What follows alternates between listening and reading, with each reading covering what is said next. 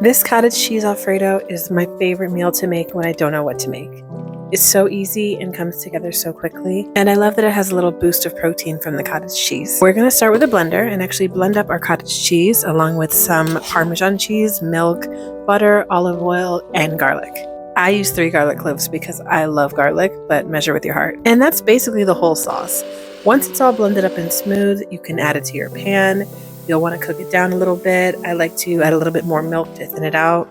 And here's where you'll season it with salt and pepper. And your sauce is actually ready. It was so simple to make, I know, but it's so quick and so easy. I like to use this sauce for a classic fettuccine Alfredo, and for that you'll want to boil some salted water, add your pasta, and then make sure you save your pasta water for when you want to add the pasta back into the sauce. The pasta water can help to thin out your sauce and helps the sauce stick to the pasta a little bit better. And then you can top it off with some parsley and Parmesan cheese, and it's ready to serve. Check this recipe out at ShanaeToday.com and enjoy!